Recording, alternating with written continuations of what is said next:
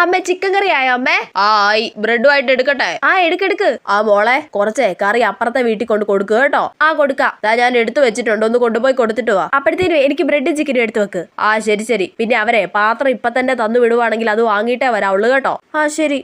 അമ്മ ഒരു പാത്രം തന്നില്ല, പിന്നെ തരാന്ന് പറഞ്ഞു. എനിക്ക് എടുത്ത് വെച്ചോ അമ്മേ? ആ എടുത്തു വെച്ച്. എന്റെ പൊന്നോ, ഇങ്ങനെ ഒരു കൊതിച്ചി.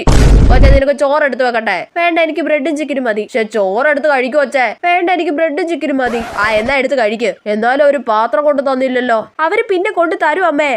കൊച്ചതാ ചായ എടുത്ത് വെച്ചിട്ടുണ്ട്. അമ്മേ, ബ്രെഡും ചിക്കനും കൂടി എടുത്തേക്ക്. നീ തന്നെ കറി മൊത്തം തീർക്കൂല്ലോ. എന്താന്ന് അറിഞ്ഞൂടാ, ചിക്കൻ കറി ആണെങ്കിലേ അന്ന് മൊത്തം എനിക്ക് ബ്രെഡും കൂട്ടി അടിക്കണം.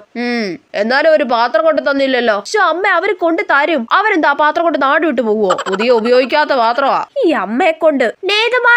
ആ ദാ ചേച്ചി പാത്രം കൊണ്ട് വന്നിട്ടുണ്ട്. ഇപ്പൊ അമ്മയ്ക്ക് സമാധാനമായല്ലോ. ആ വേഗം പോയിട്ട് വാങ്ങിച്ചിട്ട് വാ. ചേടാ, ഈ അമ്മയുടെ ഒരു കാര്യം.